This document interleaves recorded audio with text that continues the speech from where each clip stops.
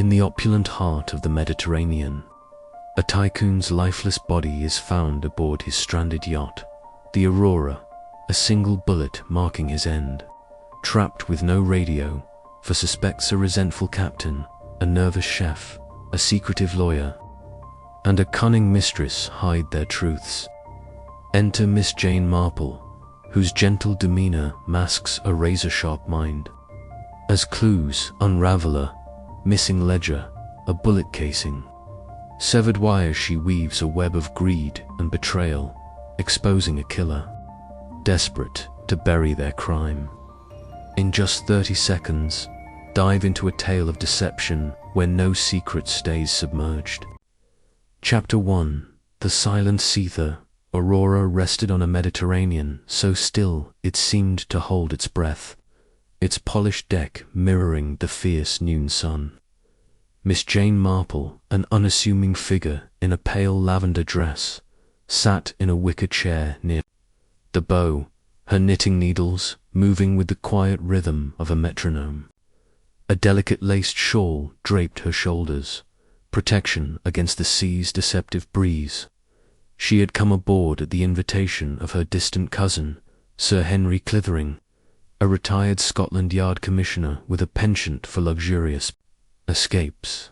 But this voyage, meant to be a respite from the gossip of St. Mary Mead, had taken a grim turn before breakfast. Sir Reginald Harrow, the yacht's owner and a tycoon whose shipping empire spanned continents, had been found dead in his cabin at dawn. A single bullet through his temple, the ship's steward had whispered, his face ashen as he served Miss Marple her morning tea. The opulent cabin, with its mahogany panels and gold-trimmed fittings, had become a crime scene, cordoned off by the grim-faced crew. The ship's radio, their only link to the mainland, was inexplicably dead wires, severed, Sir Henry later confided, with a precision that suggested intent. Stranded 50 miles from shore, the Aurora was a floating prison until help arrived. Miss Marple's mild blue eyes, deceptively soft behind her spectacles, surveyed the small company gathered on deck. There were 4 who drew her attention, each a potential player in this deadly drama.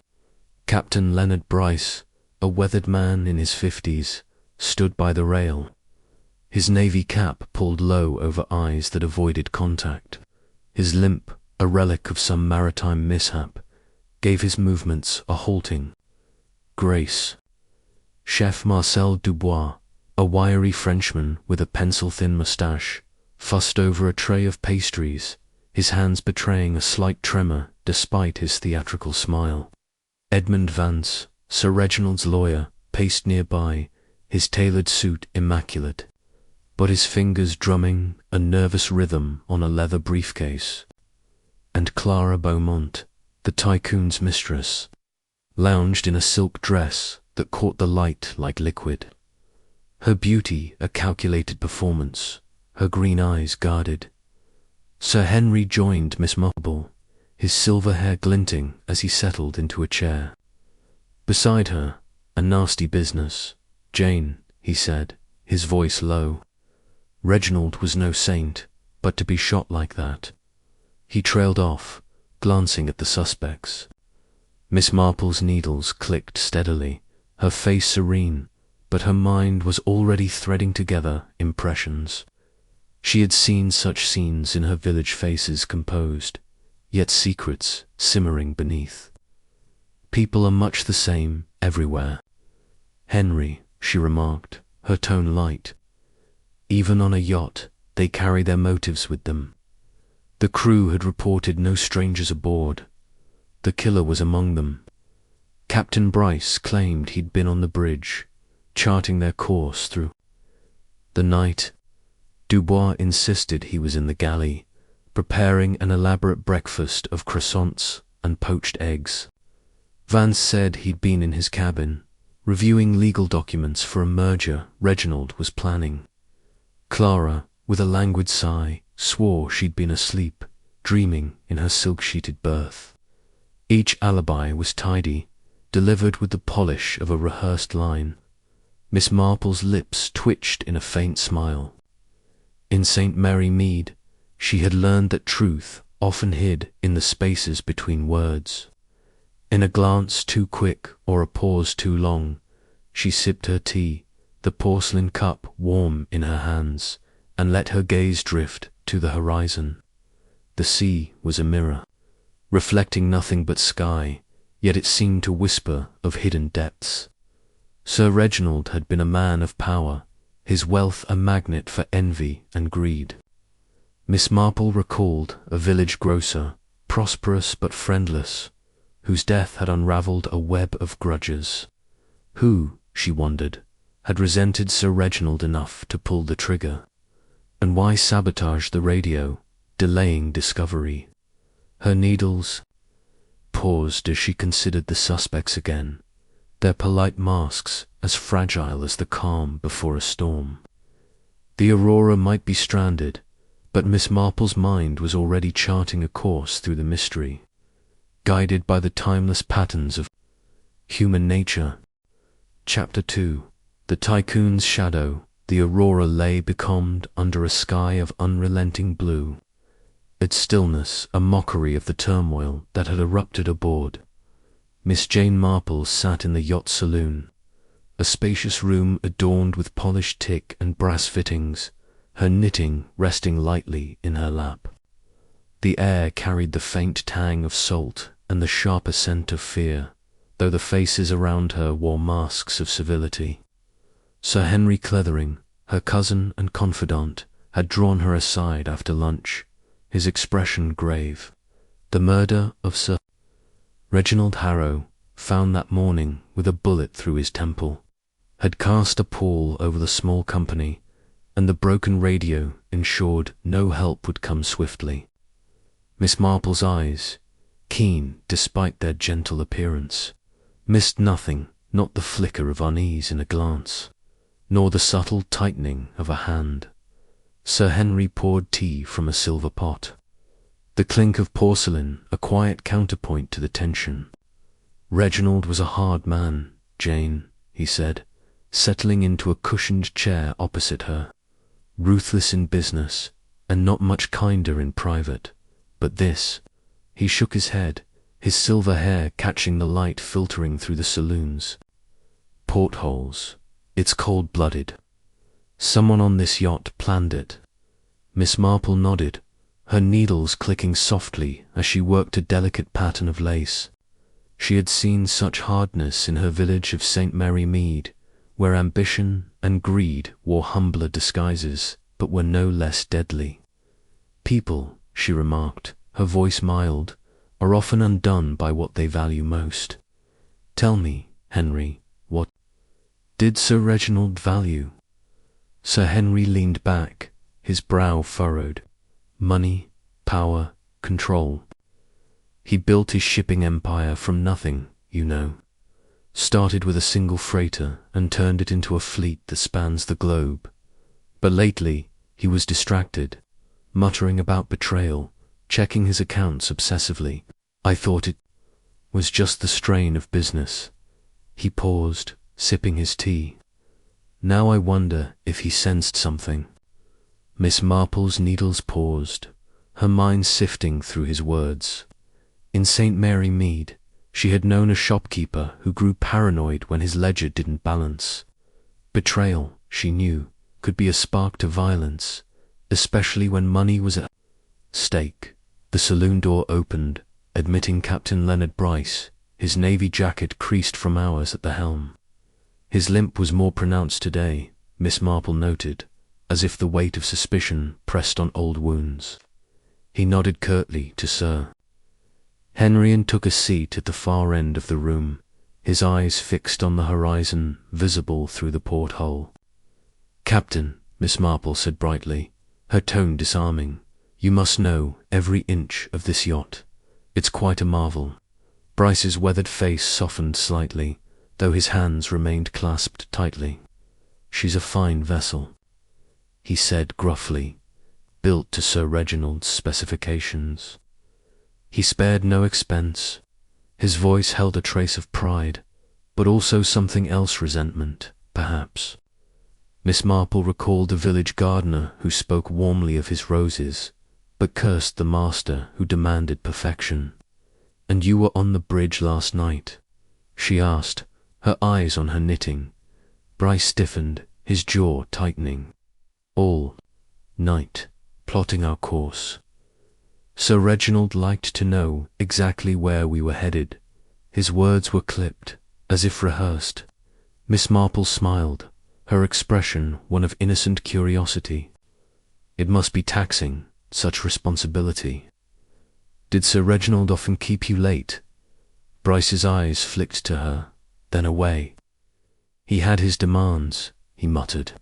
"Always pushing faster routes, tighter schedules.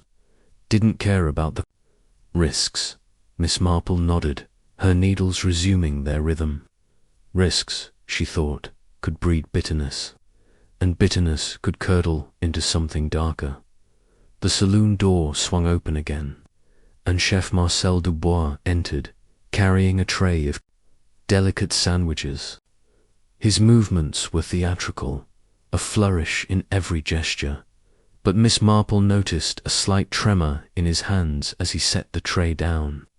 His pencil-thin moustache twitched as he offered her a plate. "Mademoiselle, a small repast," he said, his French accent polished but strained. "Even in such times, we must eat, Nan." Miss Marple took a sandwich, her smile warm. "You're very kind, Monsieur Dubois. Cooking must be a comfort, I imagine, to keep one's mind busy." Dubois laughed, a little too loudly. "The galley is my kingdom. Last night I was there until dawn, preparing breakfast, croissants, eggs, a touch of truffle." His eyes darted to Bryce, then back to her. Miss Marple noted the glance, recalling a village baker whose nervous chatter hid a guilty conscience. "Such dedication," she said. "Did you hear nothing unusual, being up so late?" Dubois's smile faltered. "Nothing, mademoiselle. The galley is far from the cabins." He busied himself with the tray, but Miss Marple saw a faint redness on his wrist, half hidden by his cuff. A burn, perhaps, or something else. She made a mental note, her mind as sharp as the needles in her hands. In St. Mary Mead, small details often unravelled great secrets. Edmund Vance, the lawyer, was the next to appear, his polished shoes clicking on the tick floor. His suit was impeccable, his dark hair slicked back, but his fingers tapped restlessly on the leather briefcase he carried. He greeted Sir Henry with a nod, then turned to Miss Marple. His smile practiced. "Miss Marple, I trust you're managing in this unfortunate situation." His voice was smooth, but his eyes held a guarded edge. "Quite well, thank you," she replied, her tone gentle. "I find observing people most instructive. You must know Sir Reginald's affairs intimately, being his lawyer." Vance's smile tightened. "I handled his contracts, his investments, a complex portfolio, but all in order." Miss Marple tilted her head, as if puzzled. "Such responsibility. I once knew a solicitor in St. Mary Mead who found ledgers quite revealing."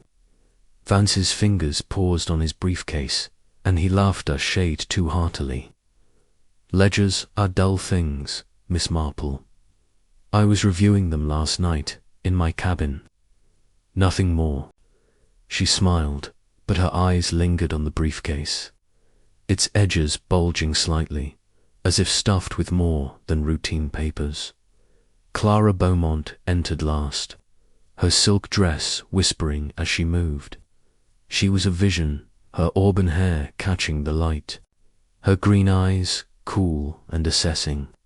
She sank into a chair near the porthole, her posture languid but calculated, like a cat poised to spring.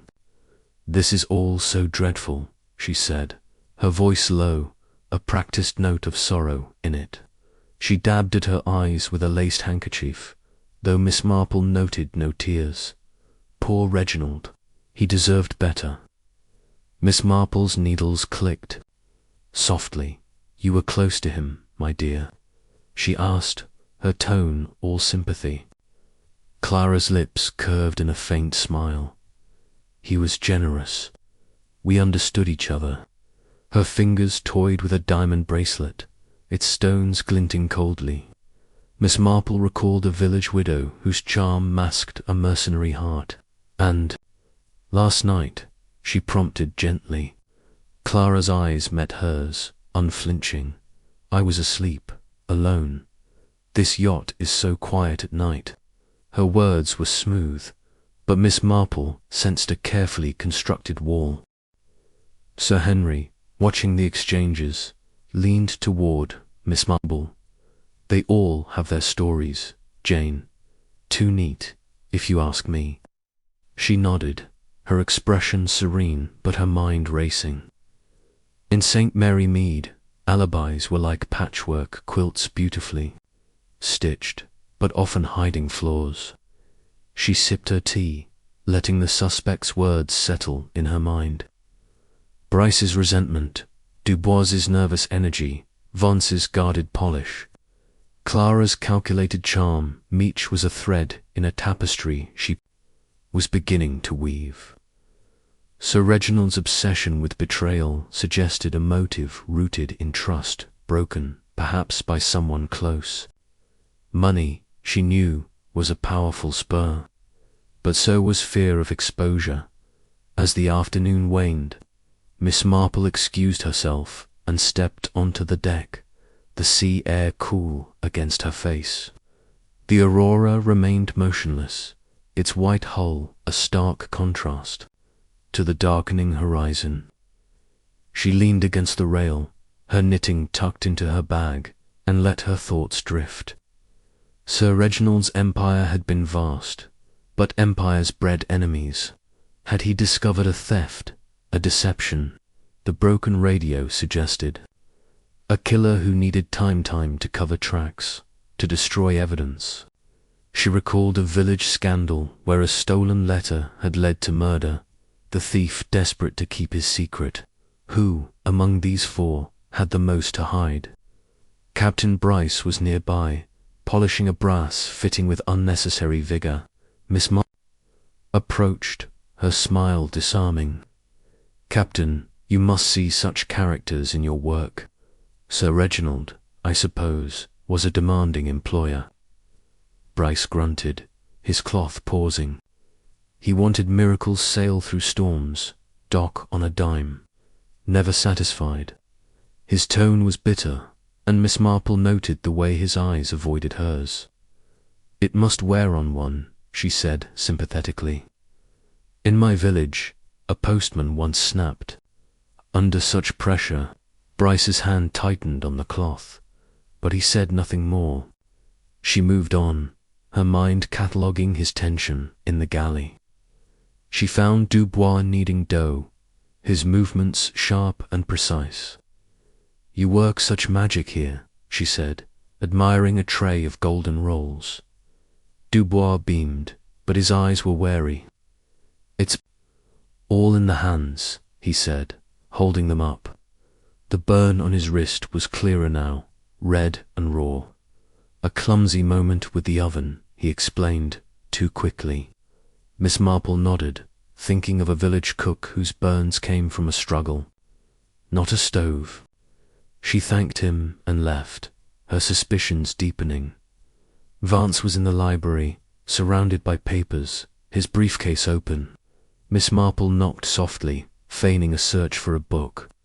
"You're very diligent, Mr. Vance," she said, peering at the documents. "Sir Reginald's affairs must keep you busy."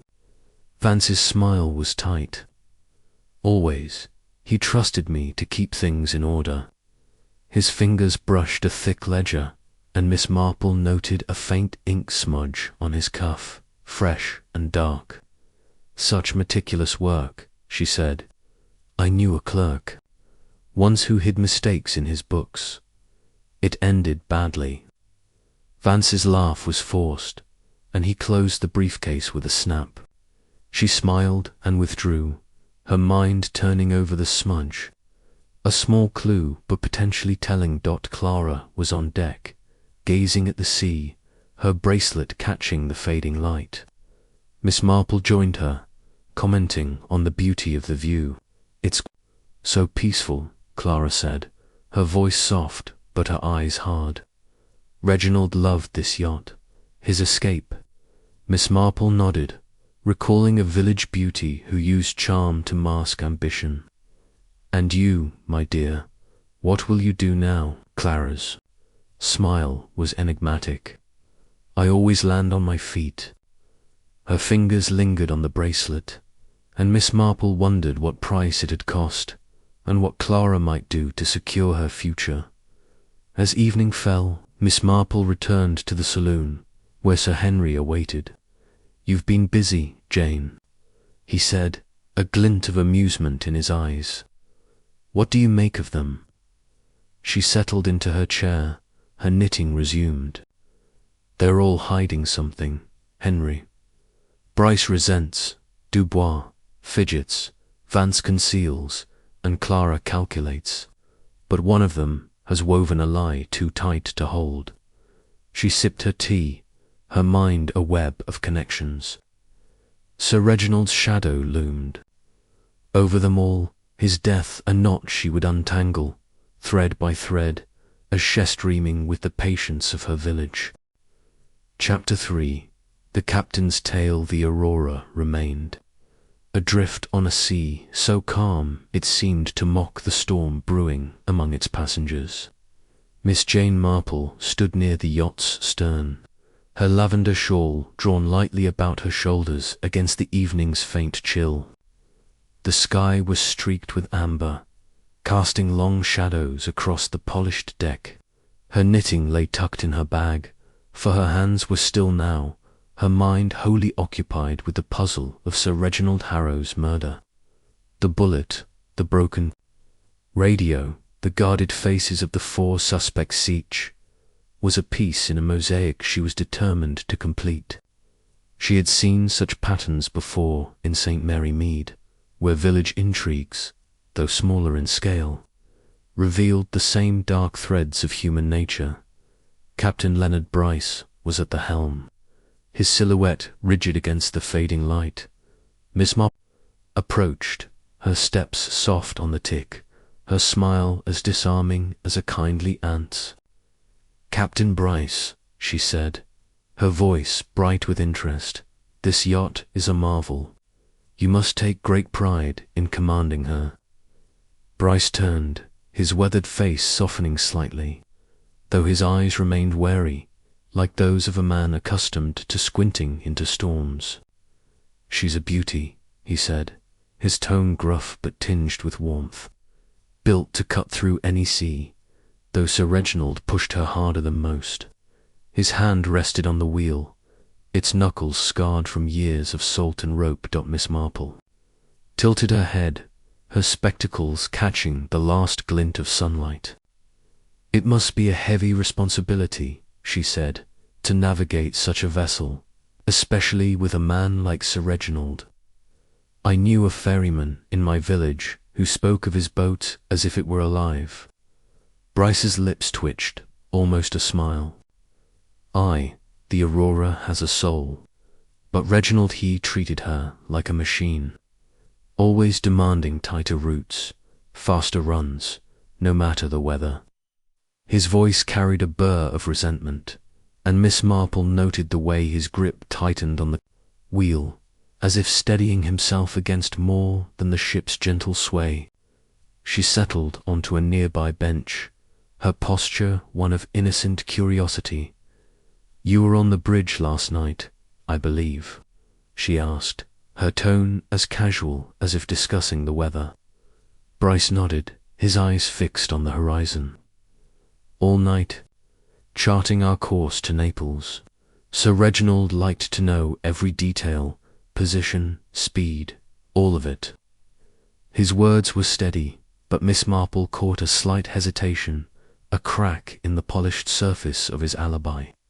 In St. Mary Mead, she had known a postman whose precise schedules hid midnight wanderings. "It must be lonely work," she said gently. "No one to keep you company." Bryce's jaw tightened, and he adjusted his cap, pulling it lower. "I work alone, always have. The crew knows to leave me be." His tone was curt, a door closing, but Miss Marple's mild gaze lingered. She recalled a village carpenter, gruff and solitary, whose bitterness over a slight had led to a broken window and a broken trust. "Sir Reginald must have relied on you greatly," she said, "though I imagine his demands could try one's patience. In my village, a gardener once grew weary of his master's orders." Bryce's eyes flicked to her, sharp and searching, before returning to the sea. "He had his ways," he muttered, "expected miracles, and didn't care what it cost." Miss Marple nodded, as if merely agreeing, but her mind was threading together impressions. Bryce's resentment was palpable, a slow-burning ember that might have flared into violence. She thought of Sir Reginald, shot in his cabin, the act deliberate and close. Could a man like Bryce, hardened by years at sea, have snapped under the weight of relentless orders? And the radio, its wires cut with precision. Bryce, with his knowledge of the ship, would know where to strike. She made a mental note, her thoughts as precise as the stitches she would later resume. The deck was quiet, save for the soft creak of the yacht and the distant cry of a gull. Miss Marple rose, smoothing her shawl. "You must see such stories unfold on these voyages," she said, her voice light. "People reveal themselves at sea, don't they?" Bryce grunted, his attention fixed on the wheel, but she saw his shoulders tense. "Some do," he said. "Others keep their secrets." She smiled, thanking him for his time, and moved toward the saloon, her steps slow, but purposeful. Secrets, she knew, were like currents beneath the surface, hidden, but always moving. As she passed the rail, she paused to gaze at the sea, its surface now a deep indigo. The Aurora was a world unto itself, its isolation amplifying every glance, every word. Bryce's alibi was solid, yet something in his manner, the guarded eyes, the clipped responses suggested more than he revealed. Miss Marple recalled a village scandal where a man's resentment had simmered for years before boiling over. Had Bryce's loyalty to the Aurora been tested one time too many? She tucked the thought away, her mind already turning to the other. Suspects each a piece of the puzzle she was assembling with the patience of her knitting, inside the saloon. Sir Henry Clithering awaited, his expression one of quiet anticipation. "You've been at it, Jane," he said, offering her a chair. "What do you make of our captain?" Miss Marple settled, retrieving her knitting from her bag. "He's a man of duty, Henry, but duty can chafe. There's anger there, and perhaps something deeper." Her needles began their familiar rhythm, a counterpoint to her thoughts. "But we must look at them all. Resentment is a common thread, but murder requires a sharper needle." Sir Henry chuckled, though his eyes were serious. "You see more than most, Jane. What's next?" She smiled, her gaze distant. "A chat with the others, perhaps. People talk, Henry, and in talking, they betray themselves." The evening deepened. The Aurora, a lone speck in the vast sea. Miss Marple's mind was a loom, weaving the captain's words, his tension, his unspoken grievances into the fabric of the mystery. Sir Reginald's death was no accident, and the stranded yacht was no coincidence. Someone aboard had planned this, and Captain Bryce, with his access and his anger, was a thread she would follow, though not the only one. In St. Mary Mead, She had learned that truth often lay in the quiet moments, the slip of a word, the shadow of a motive. The sea might be silent, but the Aurora was speaking, and Miss Marple was listening. Chapter 4. The Chef's Secret. The Aurora gleamed under the morning sun, its stillness a stark contrast to the restless undercurrents among its passengers. Miss Jane Marple made her way to the galley, her steps light but purposeful, her lavender shawl draped neatly over her shoulders. The air carried a faint warmth, mingled with the aroma of freshly baked bread and herbs, a welcome change from the metallic tang of suspicion that hung over the yacht. Sir Reginald Harrow's murder, discovered the previous day, had tightened. Every nerve aboard and the sabotaged radio ensured their isolation would persist. Miss Marple's knitting was tucked in her bag, her hands free to gather the subtle threads of truth she sought. In St. Mary Mead, she had learned that kitchens were often the heart of secrets, where careless words and hidden glances revealed more than intended.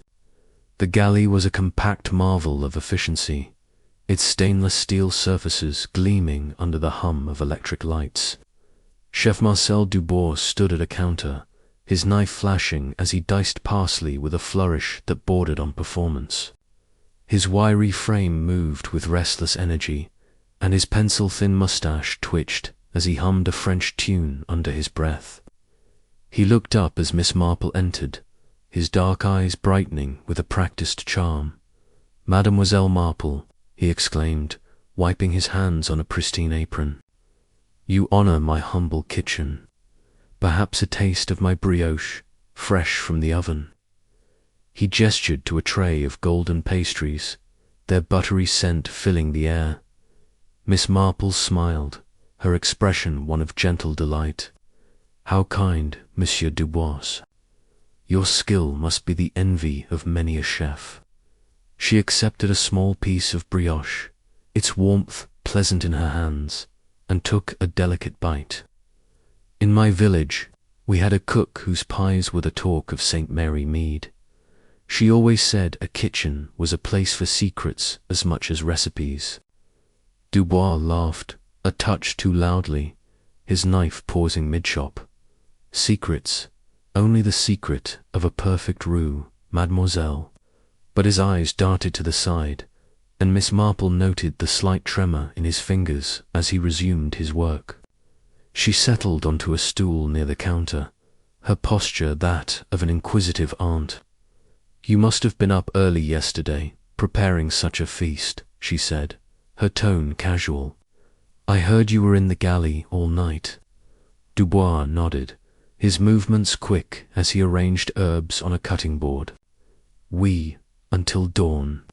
Sir Reginald, he loved his breakfast croissants, eggs and cocotte, a touch of caviar. I was here, working alone."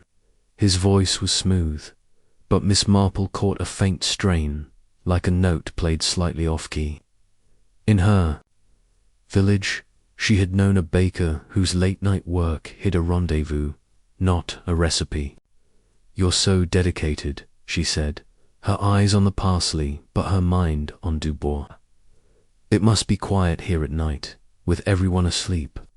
She paused, then added lightly, "Though I suppose a kitchen can be a noisy place, pots clanging, ovens hissing."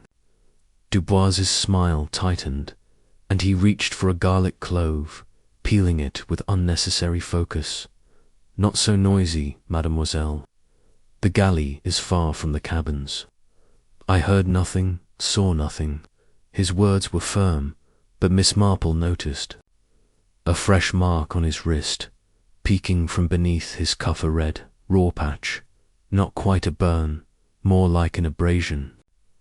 She recalled a St. Mary Mead cook whose scratched hands betrayed a struggle over a stolen recipe. "Goodness, that looks painful," she said, her voice all concern as she gestured to his wrist. Dubois glanced down, then tugged his sleeve lower, his laugh a shade too quick. "A silly accident, mademoiselle. The oven door, it caught me unawares." He turned to a saucepan, stirring it with vigor, but Miss Marple's mild gaze lingered. Ovens, she knew, left burns, not scrapes. Had Dubois been in a scuffle, perhaps? In the dark hours when Sir Reginald met his end, the galley was indeed distant from the tycoon's cabin, but not so far that a determined man couldn't slip away and return unnoticed. She filed the thought away, her mind as sharp as the chef's knife. Miss Marple rose, brushing crumbs from her skirt. "You've created a little haven here, Monsieur Dubois. It must be a comfort to lose yourself in your work, especially in such troubling times." Dubois beamed, though his eyes remained guarded. "Cooking is my escape, mademoiselle. It keeps the mind steady." He offered her another brioche, which she declined with a smile, thanking him warmly. As she left the galley, she glanced back, noting the way Dubois's shoulders relaxed, as if a spotlight had moved on. In St. Mary Mead, she had seen such relief in those who thought their secret safe. On deck, she paused by the rail, the sea, stretching endlessly before her, its surface a deceptive calm. The Aurora was a prison of luxury, its isolation amplifying every gesture, every lie. Dubois's alibi, like Captain Bryce's, was tidy, but the abrasion on his wrist gnawed at her thoughts. Had he been in the galley all night, as he claimed? Or had he ventured to Sir Reginald's cabin, perhaps to settle a score? The tycoon's wealth, she knew, could tempt many chefs included. She recalled a village scandal where a cook, slighted over wages, had tampered with a master's meal. Murder was a step further, but not impossible. Sir Henry Clithering found her there, his face etched with worry. "You've been to the galley, Jane," he said, joining her at the rail. "What do you make of our chef?" Miss Marple's eyes twinkled behind her spectacles.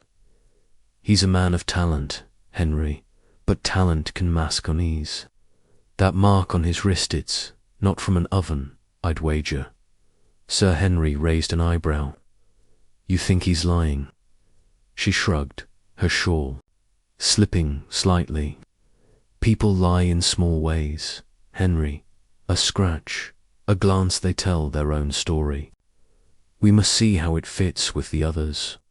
Her voice was soft, but her mind was aloom, weaving Dubois's nervous energy, his questionable injury, into the growing pattern of the mystery.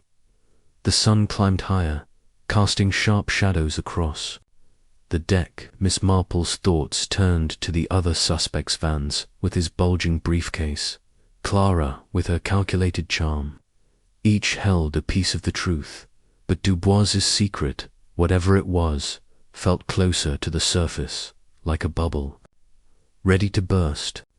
The Aurora might be stranded, but Miss Marple's inquiry was moving forward, each conversation a stitch in the fabric of justice. In St. Mary Mead, she had learned that kitchens, like hearts, held more than they revealed, and she would return. To this one, her eyes open for the truth that lingered in the scent of herbs and the flicker of a chef's unease. Chapter 5. The lawyer's ledger.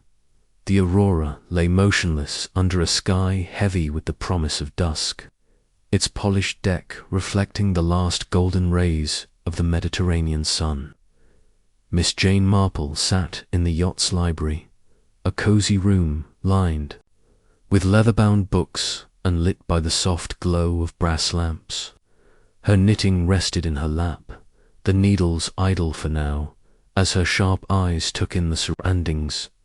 The air was thick with the scent of old paper and polish, but beneath it lingered the sharper note of tension that had gripped the yacht since Sir Reginald Harrow's murder. The broken radio ensured their isolation, and the weight of suspicion hung over the small company like a gathering storm. Miss Marple's mind, as ever, was a quiet whirl of observation, piecing together the fragments of motive and opportunity. In St. Mary Mead, she had learned that those who handled secrets, be they letters or ledgers, often held the key to unraveling a crime. Edmund Vance, Sir Reginald's lawyer, had invited her to the library under the pretense of discussing legal matters, a courtesy she suspected was more about sizing her up than offering insight. He stood by a mahogany desk, his tailored suit as crisp as the papers he shuffled, his dark hair slicked back with meticulous care. His smile was polished, a professional veneer, but Miss Marple noted the restless tap of his fingers on the leather. Briefcase at his side, its edges bulging as if stuffed to bursting. "Miss Marple," he said, his voice smooth as the yacht's tick, "I hope you're finding some comfort in these books. A distraction from our unfortunate circumstances." He gestured to the shelves, but his eyes remained fixed on her. Assessing Dot, she returned his smile, her expression one of gentle innocence. "Books are a great comfort, Mr. Vance, though I find people far more revealing. In my village, our solicitor always said a ledger told a story as clearly as any novel." Vance's laugh was light, but his fingers paused, then resumed their tapping. "Ledgers are dull things, I'm afraid. Just numbers and contracts." He opened his briefcase, pulling out a sheaf of papers with a flourish, as if to prove his point. Miss Marple's eyes, soft behind her spectacles, caught the faint smudge of ink on his cuff, fresh and dark, as if he'd been writing or erasing something in haste. "You must have worked closely with Sir Reginald," she said, her tone conversational. "His empire sounds terribly complex." Vance nodded, settling into a chair across from her, the briefcase now resting on his lap like a shield. "Complex, yes. Shipping routes, investments, merger. Sir Reginald trusted me to keep it all in order. I was up late last night, in my cabin, reviewing documents for a new deal." His words were measured, but Miss Marple noted a slight tightening around his mouth, as if the effort to sound casual cost him. She recalled a St. Mary Mead clerk who juggled accounts to hide his gambling debts, his polished manners crumbling under scrutiny. "Such long hours," she said sympathetically. "It must be taxing, managing so much responsibility. Did Sir Reginald ever question your work?" Vance's smile flickered, like a candle caught in a draught. "He was particular," he admitted, his fingers brushing the briefcase's clasp, "always checking the figures, demanding audits, but everything was in order." His voice was firm, but Miss Marple's keen gaze lingered on the briefcase, its contents hidden but suggestive. She thought of Sir Reginald's muttered fears of betrayal, as Sir Henry had described. A man like Vance, entrusted with vast sums, would have ample opportunity to siphon a little or a lot. In her village, she had seen how greed could twist even the most respectable into desperate acts. She leaned forward slightly, her hands folded over her knitting. "In St. Mary Mead, we had a solicitor who found his ledgers. Troublesome, a small discrepancy, but it caused such a fuss." Her tone was light, almost gossipy, but her eyes were sharp, watching Vance's reaction. His laugh was a shade too hearty, and he shifted in his seat, the briefcase sliding slightly. "Discrepancies are easily resolved, Miss Marple. A misplaced decimal, nothing more." But his hand lingered on the briefcase, and Miss Marple noted the way his thumb pressed against the clasp, as if guarding something within. She smiled, her expression all kindness. "Of course, though I imagine Sir Reginald's accounts were vast, a heavy burden for one man." Vance's eyes narrowed briefly, then softened into his practiced smile. "A burden I was glad to bear. He relied on me, you see." He rose, as if signalling the end of their chat, and began stacking papers with unnecessary care. Miss Marple watched, her mind cataloguing every detail: the ink smudge, the bulging briefcase, the faint sheen of perspiration on his brow. In St. Mary Mead, she had known a postmaster whose nervous habits betrayed a pilfered till. Vance's composure was a carefully constructed facade, and she sensed a crack beneath it, waiting to widen. As she rose to leave, she paused by the desk, her fingers brushing a stray sheet of paper letterhead with Sir Reginald's name, though the text was obscured.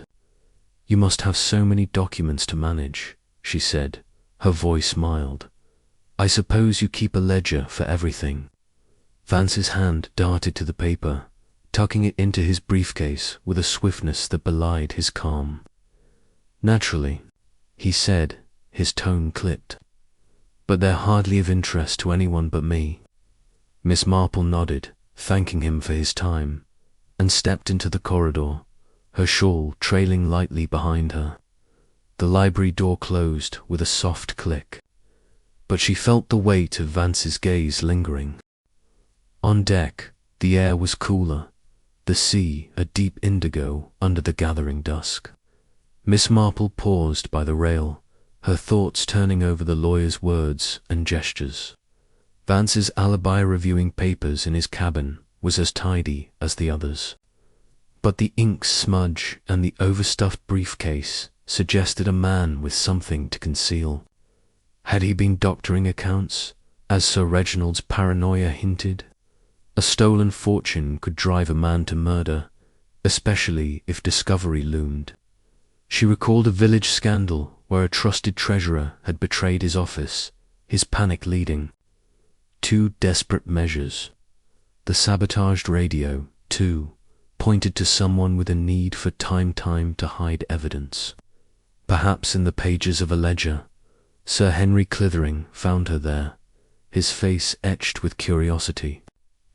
"You've been with Vance, Jane," he said, leaning against the rail. "What's your impression?" Miss Marple's eyes twinkled, though her expression remained serene. "He's a man of polish, Henry, but polish can hide, tarnish, that. Briefcase of hisits, full of secrets, I'd wager." Sir Henry chuckled, though his tone was serious. "You think he's our man?" She shook her head slightly, her shawl slipping as she turned to face the sea. "Not yet, Henry, but he's hiding something, and hiding breeds fear. We must see how his story weaves with the others." Her voice was soft, but her mind was aloom, threading Vance's nervous gestures, his guarded words into the pattern of the mystery. The aurora gleamed in the twilight, its isolation a mirror to the secrets it held. Miss Marple's thoughts drifted to the other suspects: Bryce's resentment, Dubois's questionable injury, Clara's calculated charm. Vance's ledger, real or metaphorical, was a piece of the puzzle, its numbers potentially spelling out a motive for murder. In St. Mary Mead, she had learned that those who guarded secrets most fiercely were often the ones with the most to lose. The sea stretched endlessly before her, its surface calm but its depths concealing currents that could pull a man under. Miss Marple's inquiry was far from over, but with each conversation she drew closer to the truth, her patience as steady as the rhythm of her knitting. Chapter 6. The mistress's charm. The Aurora lay cradled in the Mediterranean's deceptive calm, its white hull catching the pale light of a crescent moon.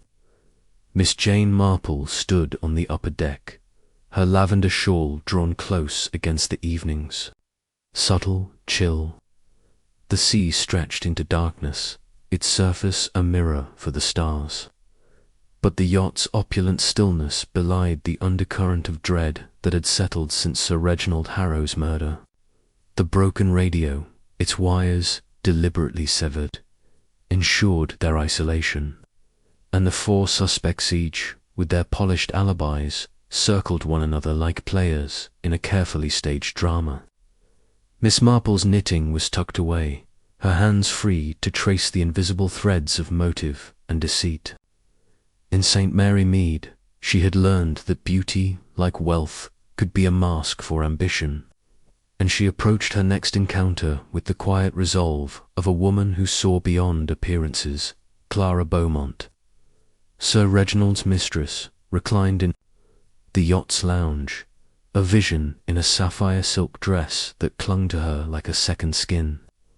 The room was softly lit, its velvet curtains drawn against the night, and a crystal chandelier cast delicate prisms across the walls.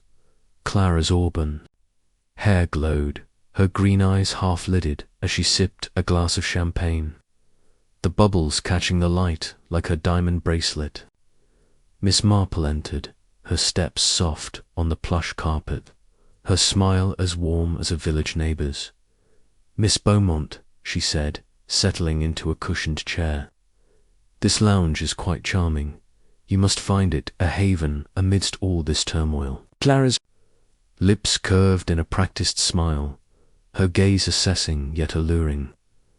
"It's a small comfort, Miss Marple," she said, her voice low and melodic, with a hint of a drawl that suggested careful cultivation.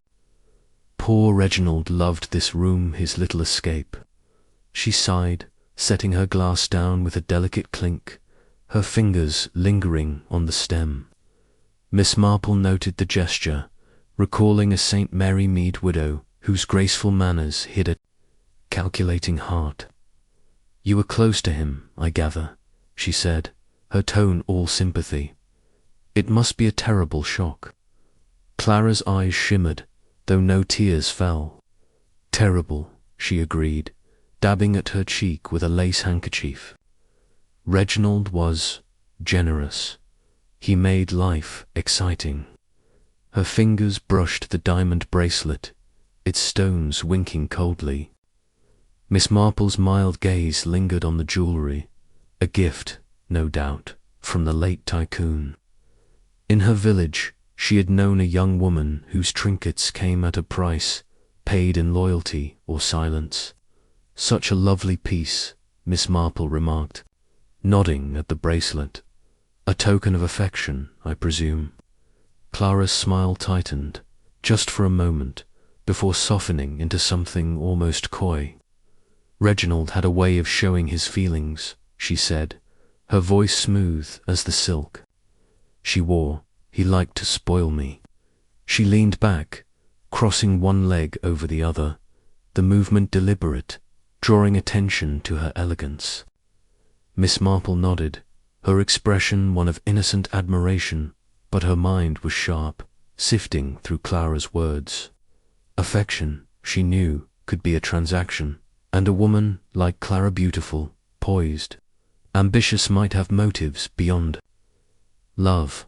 Had Sir Reginald's generosity waned, or had he demanded too much in return? "You must have spent many evenings here with him," Miss Marple said, her tone light, as if sharing village gossip. "Though I suppose last night you were resting, with all this sea air." Clara's gaze met hers, unflinching, her green eyes like polished jade. "Quite so," she said. "I was in my cabin, asleep. This yacht is so quiet at night one barely hears a sound." Her words were smooth, delivered with the ease of a rehearsed line. But Miss Marple caught a faint flicker in her expression, a shadow of calculation. In St. Mary Mead, she had known an actress whose perfect performances crumbled under scrutiny. "It must be lonely, sometimes," Miss Marple said gently, "being so dependent on one man's whims." Clara's laugh was soft, almost musical, but it carried an edge. "I'm not the dependent type, Miss Marple, I manage." She toyed with her bracelet, the diamonds catching the chandelier's light. Miss Marple smiled, her needles idle but her thoughts knitting together. Clara's composure was a carefully crafted armour, but armour, she knew, protected vulnerabilities. Had Sir Reginald threatened to cut her off, or had she grown tired of his control? A woman with Clara's charm could easily find another patron, but a scandal or a secret might drive her to desperate measures. Miss Marple leaned forward slightly, her hands folded over her shawl. In my village, we had a young lady, quite lovely, who found herself in a difficult spot when her benefactor changed his mind. It caused quite a stir. Her tone was gossipy, almost confiding, but her eyes were keen, watching for any crack in Clara's facade. Clara's smile held, but her fingers stilled on the bracelet, and for a fleeting moment her gaze hardened. "I always land on my feet," she said, her voice cool. Reginald knew that. She rose, smoothing her dress, and moved to the bar. To refill her glass, her movements graceful but deliberate. As if distancing herself from the conversation, Miss Marple watched, noting the subtle shift in Clara's demeanour. The mistress's alibi alone in her cabin, asleep, was as polished as the others, but its very smoothness raised her suspicions. In St. Mary Mead, she had seen how those with the most to lose crafted the tightest stories. Clara's bracelet, her poised detachment, suggested a woman who knew her worth and perhaps her leverage. Had she been in Sir Reginald's cabin, not asleep but confronting him? The tycoon's wealth, his power, could tempt many, but a mistress scorned or threatened might act to protect her future. The sabotaged radio, too, hinted at a plan to delay discovery, and Clara's cool calculation suggested a mind capable of such foresight. As Clara returned with her champagne, Miss Marple rose, her shawl slipping slightly. "You've been most kind to chat, my dear," she said, her smile warm. "I do hope you'll find some peace amidst all this." Clara nodded, her expression serene but her eyes guarded. "Thank you, Miss Marple. I'm sure we'll all manage." She sipped her drink, the glass a barrier between them. Miss Marple thanked her again and stepped into the corridor, the lounge's warmth fading as the cool night air greeted her. On deck, she paused by the rail, the sea a vast expanse of shadow beneath the stars. The Aurora was a gilded cage, its passengers bound by secrets as much as by the broken radio. Clara's charm was a weapon, honed to disarm, but Miss Marple sensed a steel beneath it, a determination that could turn deadly. She recalled a village scandal where a woman's beauty had masked a ruthless bid for security. Had Clara's relationship with Sir Reginald soured, or had she seen a chance to gain more by his death? The diamond bracelet, a symbol of his favour, might also be a chain she sought to break.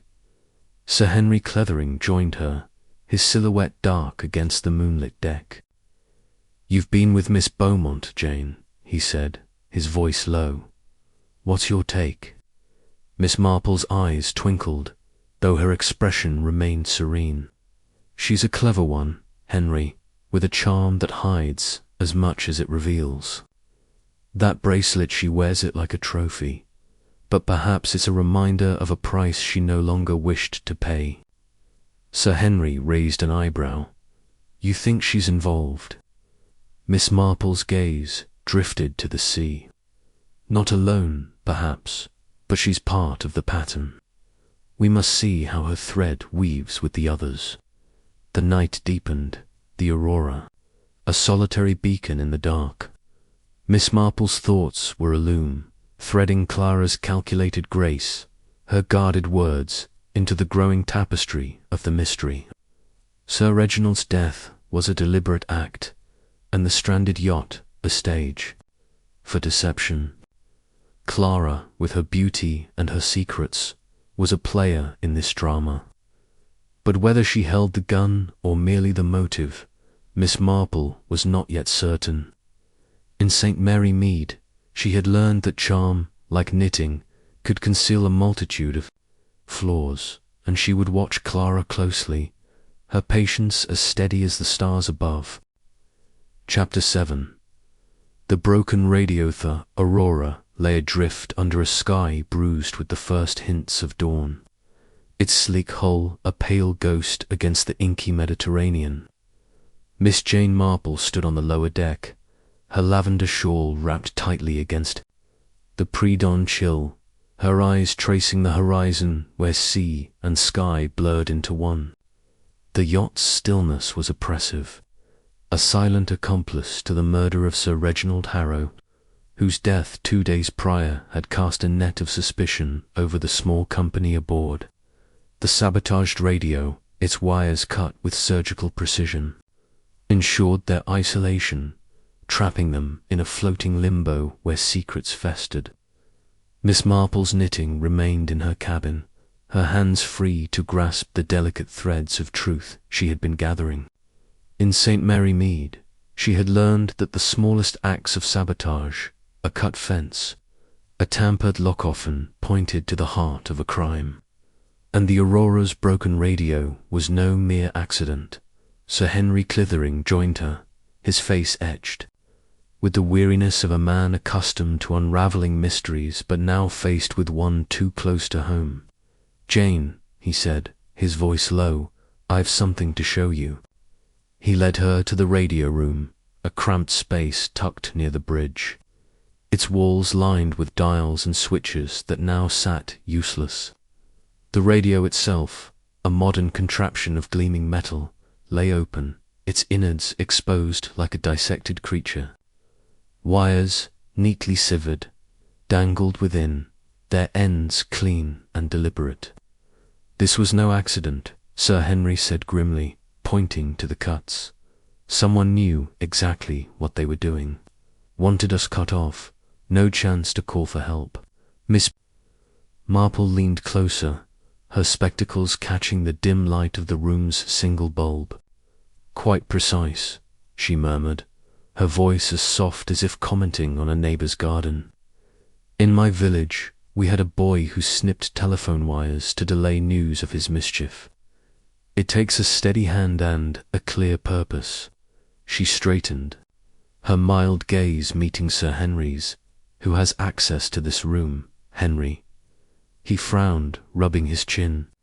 "The captain, of course. Bryce knows every corner of this ship. And Vance was seen near here yesterday, claiming he was looking for signal charts. The crew have limited access, but they're loyal, or so Bryce says." Miss Marple nodded, her mind already weaving this new clue into the tapestry of the case. Sabotage, she knew, was the act of a planner, someone with a secret to protect and time to gain. She stepped back, her shawl slipping slightly as she considered the implications. The radio's destruction was no afterthought. It was part of the killer's design, a move to delay discovery or destroy evidence. Sir Reginald's death, a single bullet to the temple, suggested a calculated act, and the severed wires pointed to someone with both opportunity and foresight. Captain Bryce, with his intimate knowledge of the yacht, was an obvious candidate, his resentment of Sir Reginald's demands a simmering motive. Yet Edmund Vance, the lawyer, with his bulging briefcase and nervous demeanour, had been near the radio room, and his polished exterior hid a man who might fear exposure. Miss Marple recalled the St. Mary Mead scandal, where a tampered mailbox had shielded a thief until the truth came out. "Henry," she said, her tone gentle but firm, "this radio tells a story. Someone wanted us stranded, perhaps to buy time to cover their tracks.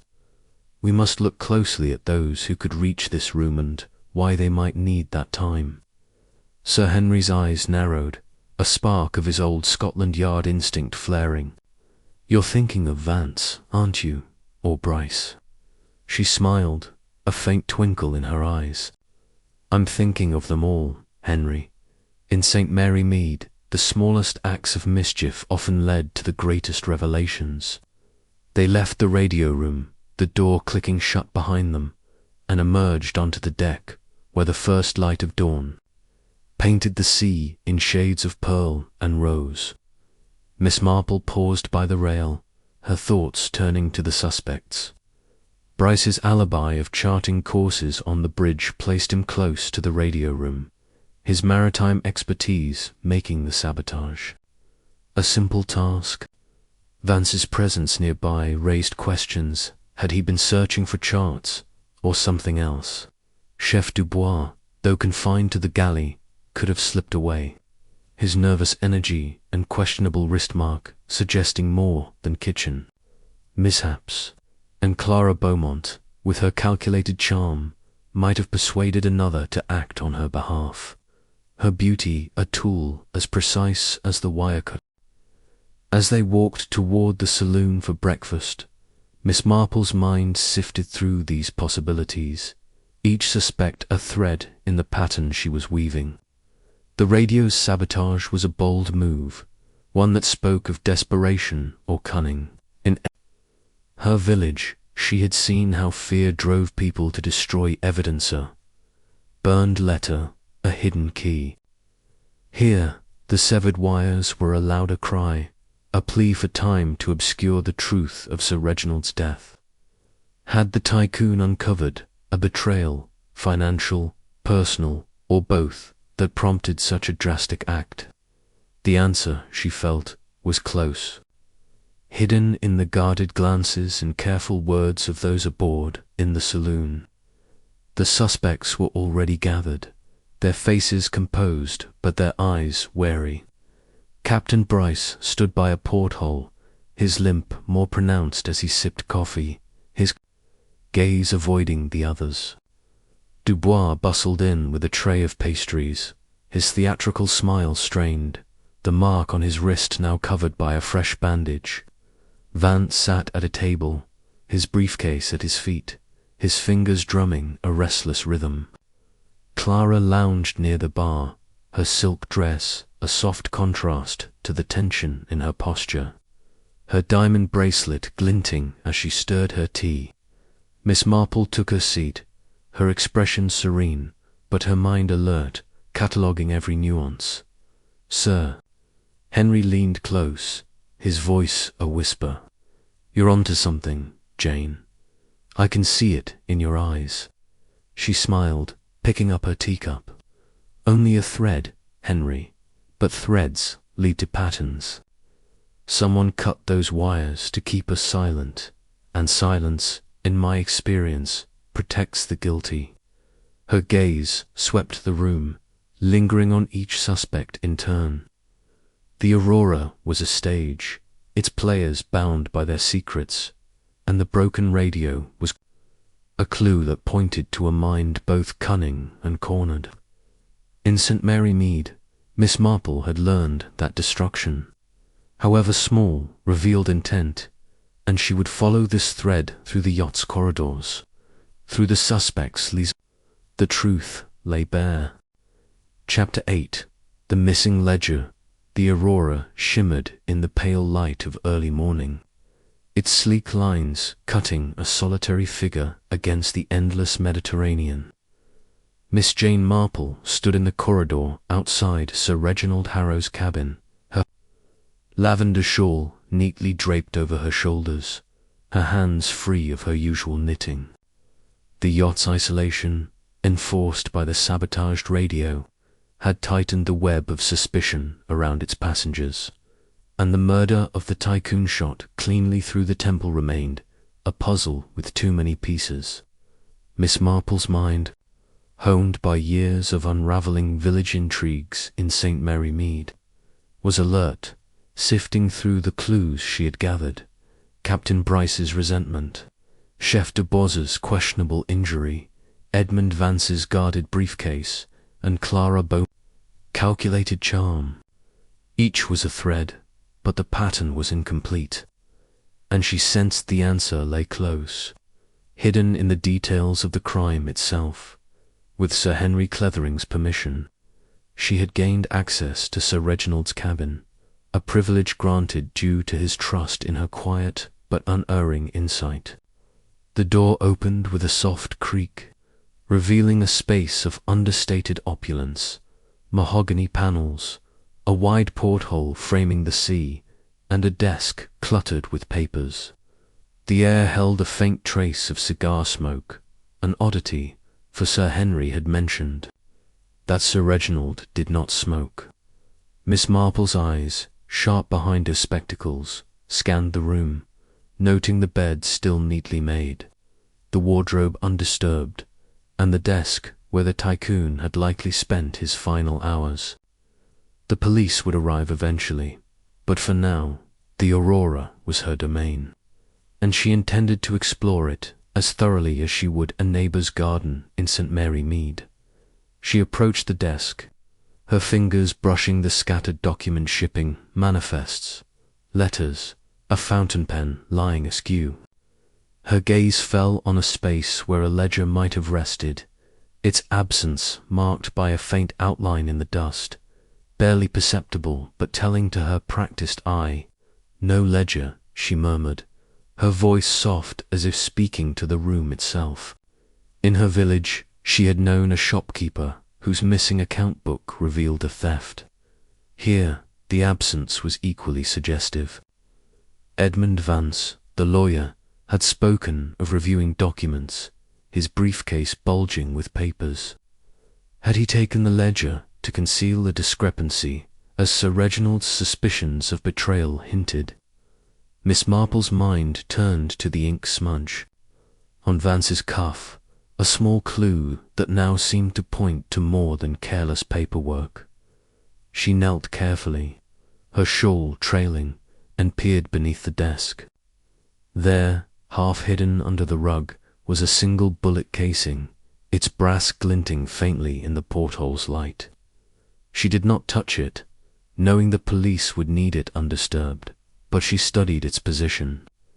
It lay near the edge, as if kicked aside in haste, suggesting no struggle, only a deliberate act.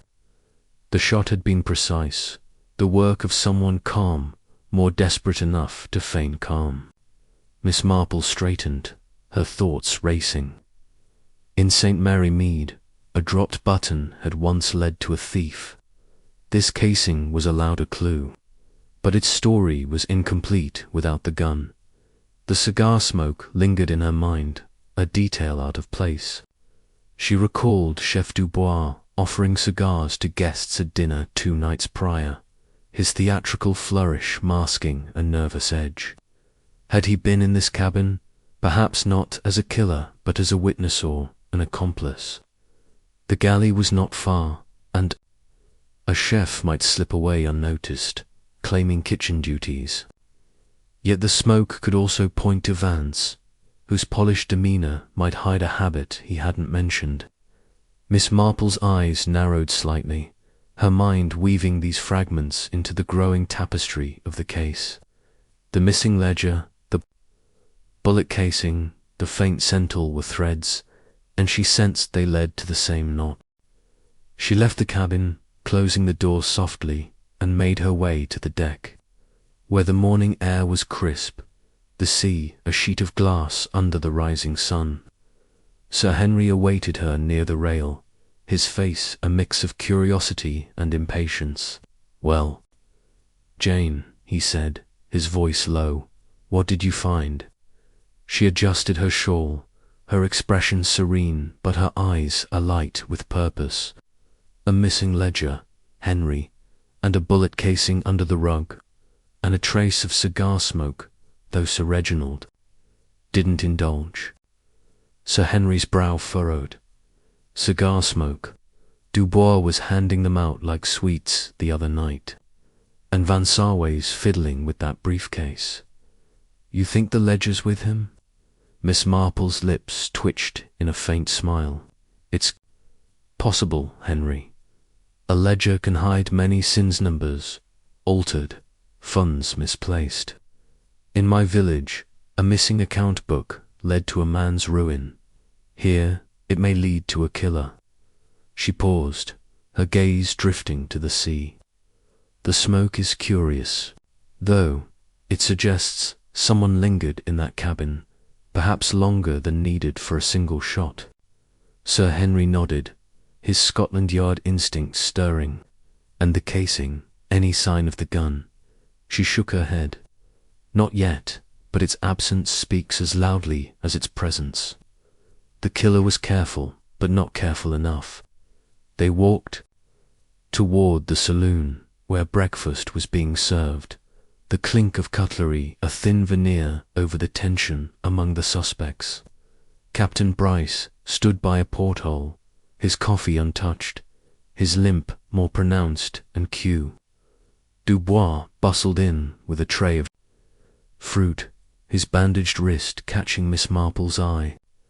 Vance sat with his briefcase at his feet, his fingers drumming. Clara sipped tea, her diamond bracelet gleaming. Miss Marple took her seat, her mind still in the cabin, piecing together the clues. The missing ledger pointed to Vance, but the cigar smoke whispered of Dubois, and the bullet casing hinted at a precision that any of them Bryce with his steady hand, Clara with her cool resolve might possess. In St. Mary Mead, she had learned that the smallest clueser dropped glove. A stray word could unravel the tightest lies. The Aurora was a closed circle, and the truth was within it, waiting for her to pull the right thread. Chapter 9. The Confrontation. The Aurora lay still under a midday sun that burned with unrelenting clarity, its rays casting sharp shadows across the deck. Miss Jane Marple sat in the saloon, her lavender shawl folded neatly over the arm of her chair, her knitting untouched in its bag. The air was heavy with the scent of coffee and the unspoken strain that had gripped the yacht since Sir Reginald Harrow's murder 3 days prior. The sabotaged radio, the missing ledger, the bullet casing under the rug, and the faint trace of cigar smoke had woven a web of clues, and Miss Marple's mind, honed by years of unravelling St. Mary Mead's quiet scandals, was drawing the threads together. The suspects, Captain Leonard Bryce, Chef Marcel Dubois, lawyer Edmund Vance, and Clara Beaumont, the tycoon's mistress, sat around the polished table, their faces composed but their eyes betraying flickers of unease. Tonight, Miss Marple sensed, was the moment to tug at those threads and see what unravelled. Sir Henry Clithering, at her urging, had called the group together under the pretence of discussing their predicament. The Coast Guard was expected soon, but until then, the Aurora remained a sealed stage, its players bound by their secrets. Sir Henry stood at the head of the table, his silver hair catching the light from the chandelier, his voice firm but measured. "We're stranded here," he began, his gaze sweeping the room, "and one of you knows more about Sir Reginald's death than you've let on. It's time we spoke plainly."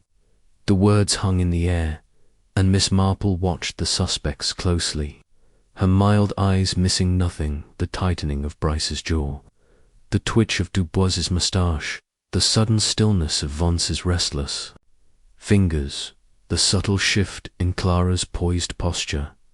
Captain Bryce broke the silence, his voice gruff. "I've told you, I was on the bridge all night, plotting the course. I didn't hear a thing." His hands, scarred from years at sea, gripped the edge of his chair, and Miss Marple noted the defensive edge in his tone, like a village carpenter she'd known who bristled when questioned about a broken gate. "Of course, Captain," she said gently, her voice disarming. "Your duty keeps you busy, though I wondered, did Sir Reginald's demands ever lead you near his cabin that night?" Bryce's eyes narrowed, but he shook his head. "Never left the bridge," he muttered, though his gaze flicked to the porthole. Avoiding hers, Dubois was next, his hands fluttering as he adjusted a tray of pastries, his theatrical charm strained. "I was in the galley, mademoiselle, preparing breakfast. The kitchen is my world. I heard nothing, saw nothing." His bandaged wrist caught the light, and Miss Marple tilted her head, her expression one of innocent curiosity. "Such dedication, Monsieur Dubois, though I recall a faint scent of cigar smoke in Sir Reginald's cabin." You offered cigars to the guests, did you not? Dubois's smile faltered, his fingers brushing the bandage. Oui, but I smoked none myself. A guest, perhaps. His laugh was forced, and Miss Marple recalled a St. Mary mead cook whose nervous gestures betrayed a pilfered pantry. Vance, seated with his briefcase at his feet, leaned forward, his polished demeanor intact, but his eyes wary. This is all speculation, he said, his voice smooth but clipped. I was in my cabin, reviewing documents. Sir Reginald's affairs were complex, but in order. Miss Marple's needles might have been still, but her mind was stitching a pattern. Indeed, Mr. Vance, she said, her tone mild, though I noticed a ledger missing from his desk. You handle his accounts, might it have been misplaced? Vance's fork clattered against his plate, a fleeting lapse in his composure. Ledgers get misplaced, he snapped, then softened his tone. I'm sure it's in his cabin somewhere. But his fingers tightened on his briefcase, and Miss Marple noted the ink smudge on his cuff, now joined by a faint tremble. Clara Beaumont, lounging with her tea, spoke last, her voice a velvet drawl. This is all so tiresome, she said, her green eyes cool. I was asleep in my cabin, as I've said. Poor Reginald Dye had no reason to harm him. Her diamond bracelet gleamed as she stirred her tea, and Miss Marple smiled, her gaze soft, but piercing, of course, my dear. Though in my village, a young lady once found herself trapped by a generous man's whims. It can be stifling. Clara's smile held, but her fingers paused on the spoon, a flicker of tension crossing her face. Miss Marple recalled a St. Mary Mead beauty whose charm concealed a desperate bid for freedom. Sir Henry pressed on, his voice sharper now. Someone cut the radio wires, he said, his eyes scanning the table. Someone wanted time to hide something, a ledger, perhaps, or a gun. The room grew still, the clink of cutlery silenced. Bryce's jaw tightened. Dubois's hands stilled. Vance's fingers froze on his briefcase. Clara's eyes narrowed slightly. Miss Marple leaned forward, her voice gentle but deliberate. In St. Mary Mead we had a thief who burned a letter to hide his guilt. But small things, a smudge of ink, a trace of smoke, a bullet casing tell their own tale. Her gaze lingered on Vance, whose face paled, though he quickly masked it with a cough. The tension was a taut wire, and Miss Marple felt it quiver. Vance's briefcase, the missing ledger, the cigar smoke pointing to Dubois, the bullet casings, silent testimonial, were pieces of a puzzle nearing completion. In her village, she had seen how a single question could unravel a liar, and tonight the suspect's reactions were threads she could pull. Mr. Vance, she said softly, you must have handled many ledgers for Sir Reginald. Were they all in order? His fork clattered again, and he laughed, a hollow sound. Of course, Miss Marple, I told you, just routine work. But his eyes darted to his briefcase, and Miss Marple knew she had struck a nerve. Sir Henry stood, his presence commanding. We'll search the cabins, if we must, he said. The truth won't stay hidden. The suspects exchanged glances, their masks slipping Bryce's scowl, Dubois's nervous fidget, Vance's sudden stillness, Clara's calculated calm.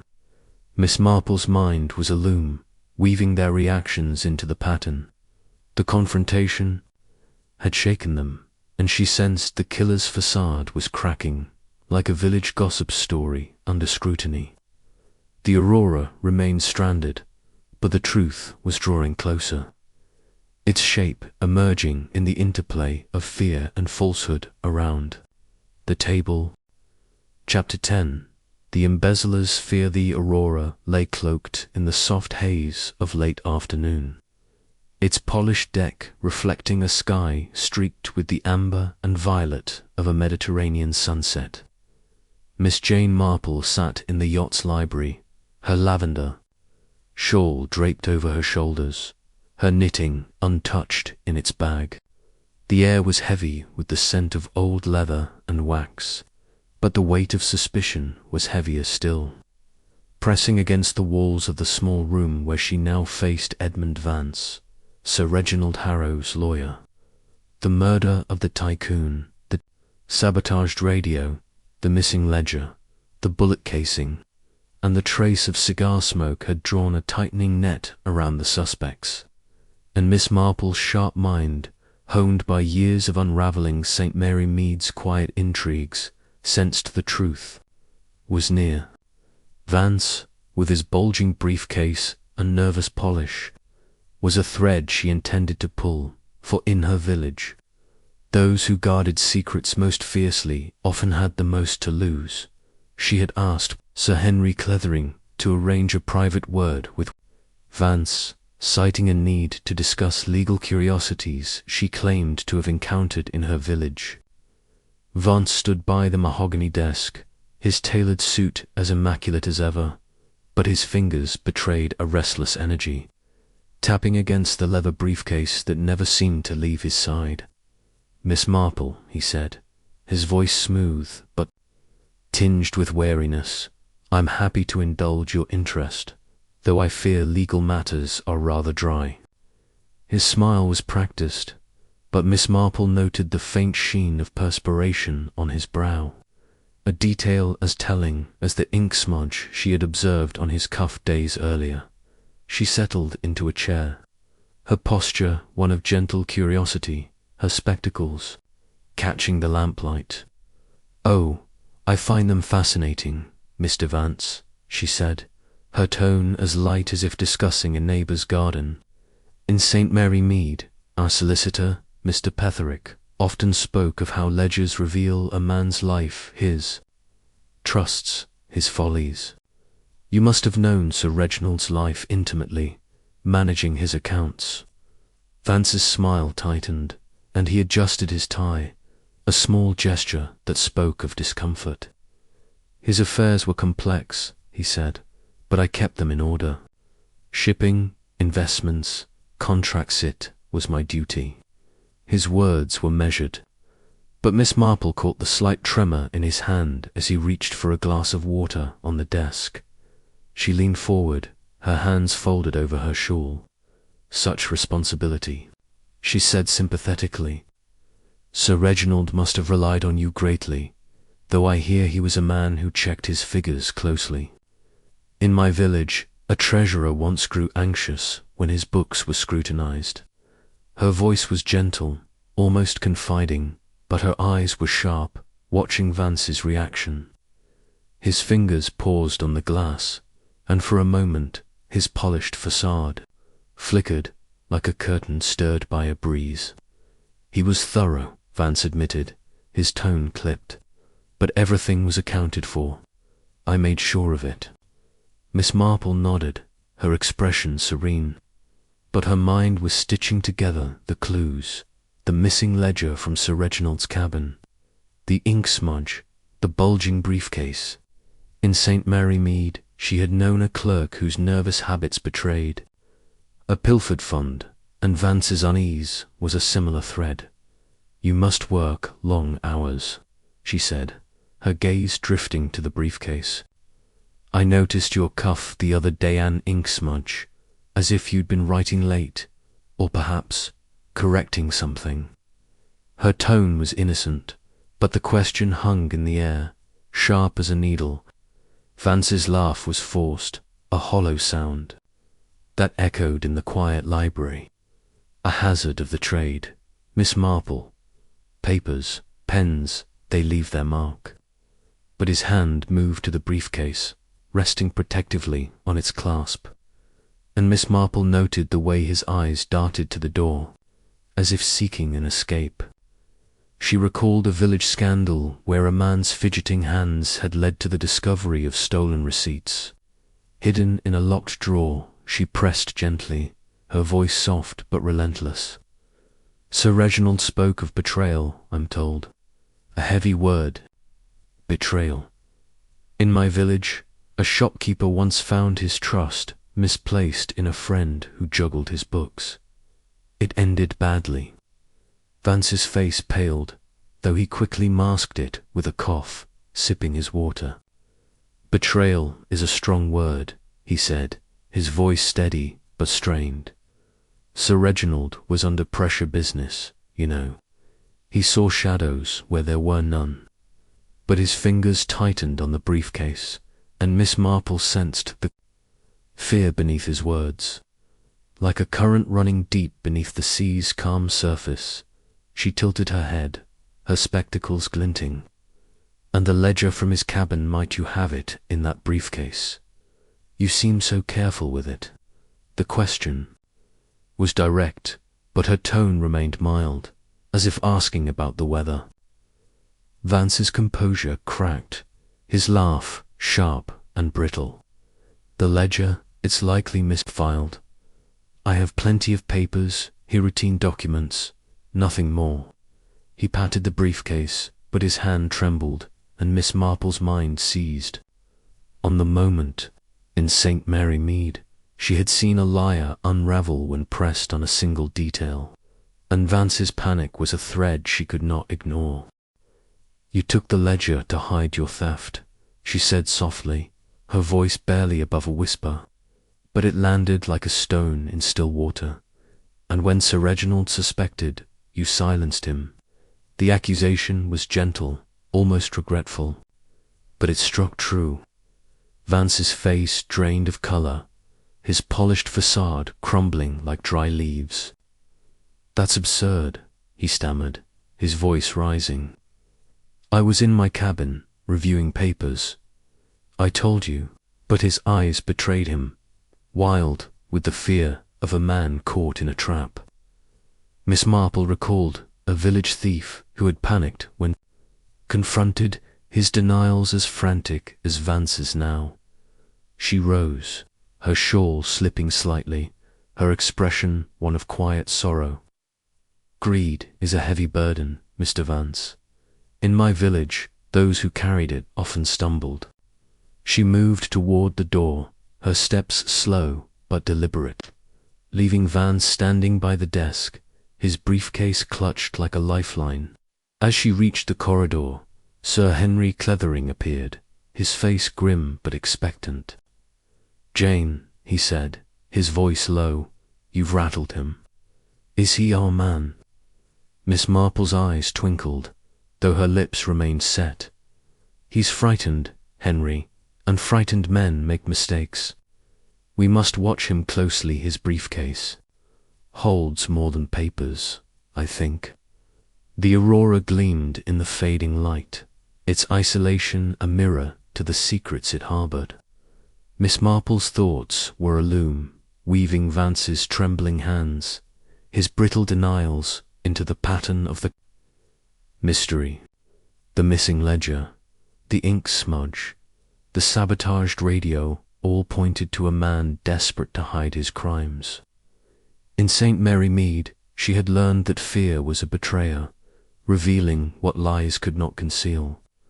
The truth was close now, and as the yacht drifted in the twilight, Miss Marple knew the next tug at the thread would unravel the killer's mask. Chapter 11. The confession. The aurora lay bathed in the soft glow of twilight, its sleek form a silent sentinel in the vast Mediterranean. Miss Jane Marple stood on the upper deck, her lavender shawl drawn close against the evening's gentle chill, her knitting left behind in the quiet urgency of the moment. The yacht's isolation, enforced by the sabotaged radio, had stretched into days, each one tightening the knot of suspicion around the murder of Sir Reginald Harrow. The clues, the missing ledger, the bullet casing, the cigar smoke. The severed wires had woven a pattern in Miss Marple's mind, sharpened by years of unravelling the quiet scandals of St. Mary Mead. Edmund Vance, the lawyer, with his bulging briefcase and faltering composure, stood at the centre of her thoughts, his fear a beacon in the gathering dusk. Tonight, she sensed, the truth would break free, like a thread pulled to taut. Sir Henry Clethering had summoned the suspects to the saloon, his authority as a former Scotland Yard commissioner lending weight to the gathering. The room was a study in contrasts, the opulent gleam of polished teak and crystal, the tense faces of Captain Leonard Bryce, Chef Marcel Dubois, Edmund Vance, and Clara Beaumont. Miss Marple took her seat near Sir Henry, her posture unassuming but her eyes sharp behind her spectacles, missing nothing Bryce's clenched fists, Dubois's nervous fidgeting, Vance's pallor, Clara's calculated stillness. The air was thick with anticipation, the weight of unspoken truths pressing against the walls. Sir Henry stood, his silver hair catching the chandelier's light, his voice steady but commanding. "We've danced around this long enough," he said, his gaze sweeping the table. "Sir Reginald was murdered, shot in his cabin, and someone here knows why. The radio was cut, a ledger is missing, and a bullet casing was left behind. It's time for the truth." His words were a challenge, and Miss Marple watched the suspects' reactions, her mind a loom threading their tells into the pattern of guilt. Bryce spoke first, his voice rough as weathered rope. "I've said it before, Rye was on the bridge, charting the course. I didn't touch the radio or go near his cabin." His limp seemed more pronounced, as if the strain of scrutiny bore down on old wounds. Miss Marple nodded, her expression gentle. "Of course, Captain. Though your knowledge of the ship would make such a task cutting wires, perhaps quite simple." Bryce's scowl deepened, but he said nothing, his silence a wall. Dubois, wiping his hands on his apron, offered a strained smile. "The galley is my place, mademoiselle. I was there, working, not sneaking about with guns or wires." His bandaged wrist caught her eye, and she tilted her head, and the cigar smoke in Sir Reginald's cabin. "Monsieur Dubois, you were generous with cigars." That night his moustache twitched, his laugh too quick. "A guest's habit, not mine," he insisted, but his eyes darted to Vance. A fleeting glance Miss Marple noted. Clara, sipping tea, her diamond bracelet glinting, spoke with a cool detachment. "I was asleep, as I've said. This is all so exhausting." Her green eyes met Miss Marple's, unflinching, but there was a brittleness to her poise, like porcelain under strain. "Naturally, my dear," Miss Marple said softly, "though in my village a lady's charm sometimes hid a need for freedom." Clara's fingers paused on her cup, but she smiled, unruffled, or so she seemed. Vance, his briefcase at his feet, was last, his polished demeanour fraying at the edges. "This is absurd," he said, his voice sharp. "I was reviewing papers. In my cabin, I had no reason to harm Sir Reginald." His fingers drummed on the table, and Miss Marple's gaze settled on him, her voice gentle but piercing. "Yet the ledger is missing, Mr. Vance, and your briefcase seems heavy with secrets. In St. Mary Mead, a man's fear often betrayed his theft." The room stilled, the air taut as a bowstring. Vance's face drained of colour, his hands gripping the briefcase like a lifeline. "You're mistaken," he stammered, but his voice cracked, and Miss Marple pressed on, her tone soft as a lullaby, but relentless as the tide. "Sir Reginald suspected betrayal, didn't he? An audit, perhaps, that would have shown your adjustments to his accounts. A bullet was simpler, wasn't it? And the radio cut to give you time to hide the ledger." Her words were a needle pricking at the heart of his facade. Vance's composure shattered, his briefcase slipping to the floor with a thud. He was going to ruin me. He burst out, his voice raw with panic. Years of work, and he wanted an audit said he'd found discrepancies. I took money, yes, but only what I deserved. He pushed too far, always demanding more. The confession spilled like water from a broken dam, and Miss Marple's eyes remained steady, her expression one of quiet sorrow. And so you took his pistol, she said softly, from Captain Bryce's cabin, perhaps, and silenced him. Vance's shoulders slumped, his face ashen. It was in his desk, he whispered. I didn't plan it, just happened. The radio was to give me time to burn the ledger. He gestured weakly to the briefcase, its contents now a confession. Sir Henry stepped forward, his voice firm. You'll answer for this, Vance. He signaled to the crew, who moved to detain. The lawyer, his head bowed in defeat. Miss Marple leaned back, her shawl slipping slightly, her mind calm now that the pattern was complete. In St. Mary Mead, she had seen greed drive men to ruin, their fear the final betrayer. The Aurora's saloon was silent, the other suspects staring Bryce with grim relief.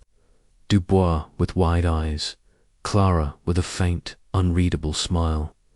The truth had surfaced, and as the yacht drifted in the twilight, Miss Marple knew justice would follow, as steady and certain as the sea itself.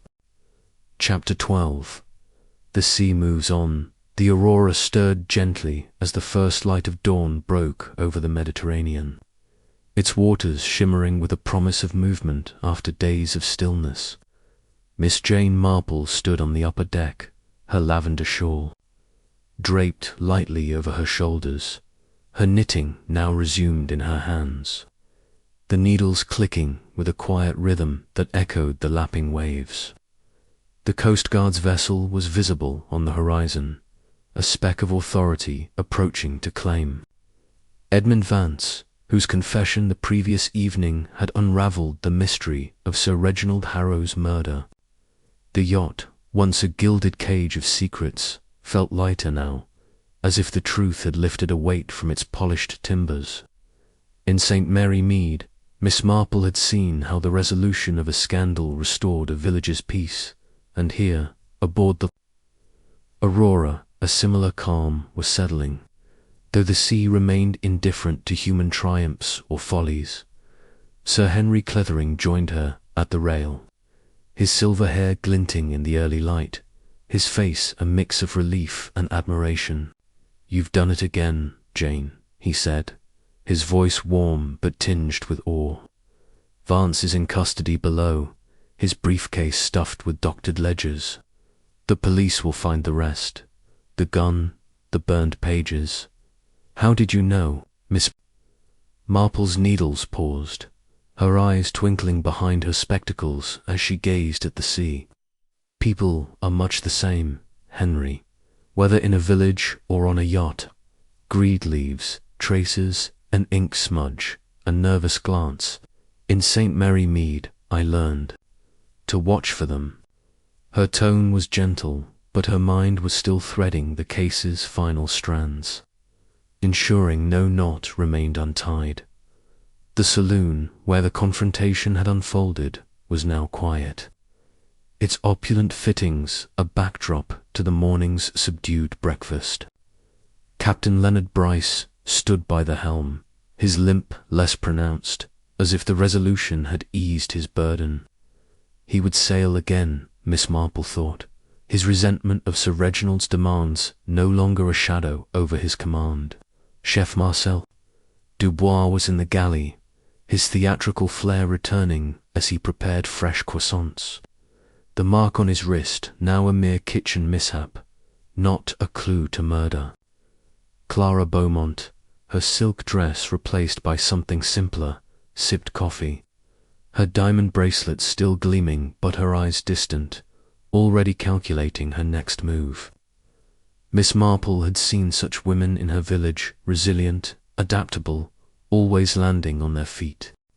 She turned to Sir Henry, her needles resuming their rhythm. Vance's fear was his undoing. Henry, he thought he could outrun the truth, but it's like the sea, it always catches up. Sir Henry chuckled, leaning against the rail. You see what others miss, Jane. That ledger, the cigar smoke, the radio, you wove them together, like one of your scarves. She smiled, her expression serene. Patterns, Henry. They're everywhere, if you look closely. A man like Vance, with his polished lies, was no different from a St. Mary Mead clerk who thought he could hide his theft. The Coast Guard's vessel drew closer, its engines a low hum across the water. Miss Marple's thoughts drifted to the other suspects, each cleared but not untouched. Bryce's bitterness, Dubois's nervous energy, Clara's calculated charm, they had been threads in the tapestry, but Vance's greed had been the fatal knot. The bullet casing, the sabotaged radio, the missing ledger, all had pointed to a man desperate to conceal his embezzlement. His panic driving him to murder when Sir Reginald's audit loomed. In her village, Miss Marple had seen how fear betrayed the guilty and aboard the Aurora. Vance's trembling hands and hollow denials had been no different, that, as the Coast Guard boarded, their uniforms a stark contrast to the yacht's elegance, Miss Marple tucked her knitting into her bag, the scarf nearly complete. The crew escorted Vance from below, his face drawn, his briefcase now in Sir Henry's custody, its contents a map of his crimes. Clara watched from the saloon, her expression unreadable, while Dubois busied himself with trays, and Bryce stood at the helm, ready to guide the Aurora to port. The yacht's engines rumbled to life, a sign that their isolation was ending, and Miss Marple felt a quiet satisfaction, like finishing a complex stitch. Sir Henry turned to her, his eyes bright. What now, Jane? Back to St. Mary Mead for a rest? She smiled, her gaze on the sea, now sparkling under the rising sun. Oh, I dare say there'll be another puzzle waiting, Henry. People are never short of secrets. The Aurora moved forward, cutting through the waves, and Miss Marple's needles resumed their work, each click a reminder that truth, like the sea, was patient, relentless, and always waiting to be uncovered.